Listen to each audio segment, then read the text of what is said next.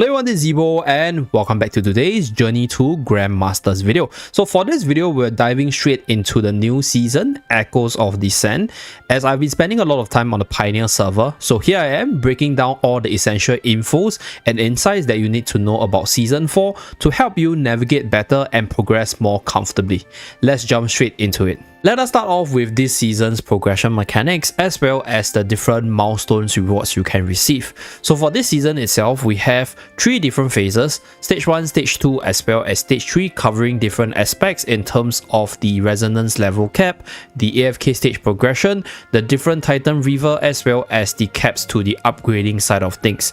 We have the usual season growth quest as well as the season phase rewards right here, and we will be able to get a whole bunch of goodies from the season milestone rewards as usual, together with a brand new time limited rewards which rewards you with the likes of epic invite letter, temporal essence as well as even more upgrading materials to give you the advantage in your character progression in general. And some of the more important rewards benchmark from the milestone reward section would be the A level as well as the S level swap tickets, together with the shadow essence to upgrade the supreme plus skill of certain units who are getting the buff this season.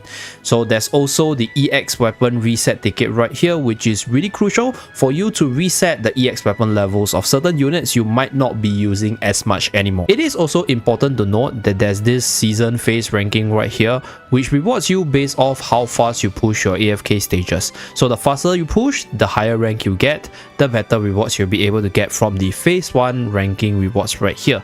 On top of that, after you're done with the phase 1 normal AFK stage pushing, there's also the endless push, which allows you to clear through the endless stages and then reward the whole server based off the stage progression for the endless stage push right here. Next, moving on to the seasonal artifact portion. Since I haven't unlocked all the different artifacts available, I'm just gonna briefly run through the skills of each of this artifact and then discuss about the more memorable ones, both based on my own usage as well as what I think will be good moving forward. So the most memorable early game artifact for me will be the Elder Bow spell right here, as this artifact is able to do additional damage on top of amplifying the range damage for your team, making this a really good artifact for bossing, for damage dealing, or to combo with your range teams in general. So looking at all the other artifacts right here, this artifact over here, Dragon Roar spell, is also insanely powerful. I'm looking at this Dragon Roar spell and thinking about this artifact being really amazing in the late game because it's able to increase your attack,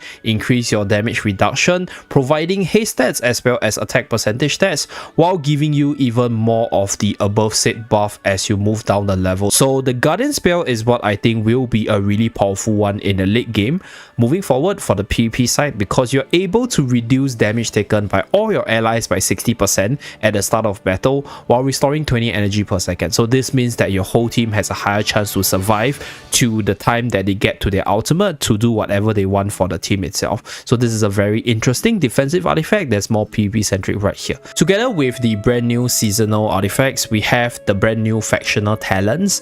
So for this season itself, I think some of the more powerful ones would include the Graveborn faction as well as the Light Bearer faction. So the Light Bearer faction has the ability to allow the Prime Carrier to do additional true damage based off the normal attacks that they're able to do. So this allows the Light Bearer faction to be a really good damage dealing faction moving forward with regards to bossing, as true damage is a damage type that deals a lot of damage to the boss, and on top of that, this ability also has the ability to increase the attack speed as well as the damage dealt against enemy at least 2 tiles away, benefiting a lot of ranged units in the current hero pool.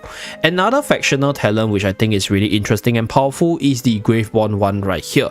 So Graveborn this season is getting a massive soul barrier boost, and this soul barrier not only protects the ally better but also increases the damage dealt by the ally whenever the barrier is active. So this will greatly increase the survival of your prime carriers while increasing the damage output in the process, making the Graveborn factional talent a really powerful one this season, both for the PvE side as well as the PvP side. And a brand new season comes a brand new wave of AFK stage push. So for this part, we're going to talk about some recommended AFK stage push teams so that you can push through your stages more easily, as I talk about the team builds, the substitutes, as well as the different modifications you can make to the team itself. So starting off with the first one being the Mauler team right here. So the trusty core of the Smoky, OD, as well as the Coco combination is able to push through the early game AFK stage relatively easily with the insta-kill potential from OD, the damage output from Smoky, as well as the defensive protection from the likes of Coco,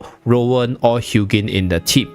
Another formidable combo for the AFK stage push would be the Iron Almas combo with the likes of Tarsi Arden together with Bonnie, as well as supports like Twins or Damien in the team. So this old powerhouse of control, lock and burst team is very consistent and is still really performing at the highest level for the AFK stage pushing side. So other than the above mentioned teams, we're gonna talk about another team combination or team recommendation for the upcoming characters, Kulu right here, as we build a team around Kulu, Hodgkin, as well as Ludovic as the core of the team, with the support from other units like Rowan as well as Twins. So Kulu with the massive AoE potential, when combined with Hodgkin, offers you 2 units with massive multiple units hitting skills. They are able to do massive physical damage.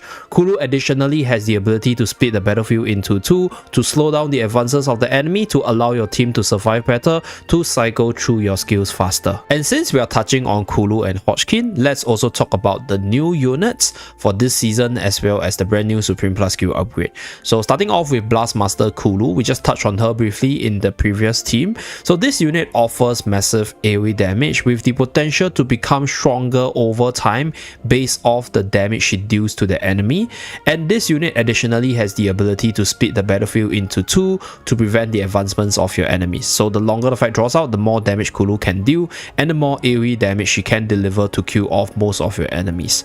Next we have Chainbreaker Indris. So this unit is a damage centric character that excels at dealing damage after building up buffs based off the debuffs on the enemy. So ideally for this unit, you want to build a lot of units that are able to debuff the enemy, so you get more buffs onto this unit from the true side over here, as well as the Wind Piercer ability. And on top of the debuffing side, you want to put him in a physical team because Indris is a physical damage dealer that's able to hit pretty hard if you have all the different debuffs to proc his skill to maximum potential.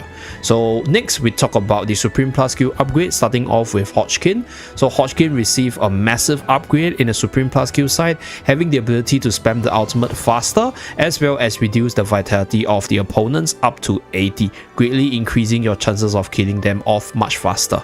And then for Skalita's case, she's gonna get a massive buff to the shielding when she's in the air for her Sanctified Verdict skill. This gives you more survival of your allies on the ground, and if she doesn't trigger the additional shielding, she's now able to do even more damage when she lands from mid-air to remove the enemies from the battlefield more easily. Lastly, let's talk about Sunlit Showdown, which is the brand new game mode. So this is a 1v1 between unit game mode where you choose 3 units to pit against your opponent's 3 unit right here. So what we are going to do is we're going to choose this 3 unit to pit against our opponent's 3 units.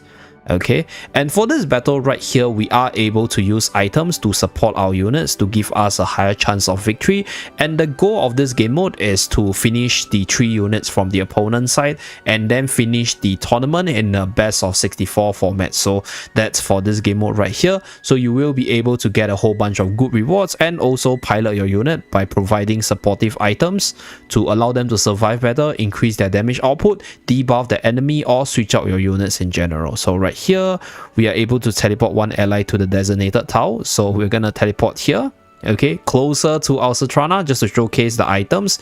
And that's it for the Sunlit Showdown side, and I'll see you guys again in the next Journey to Grandmaster's video. Bye guys.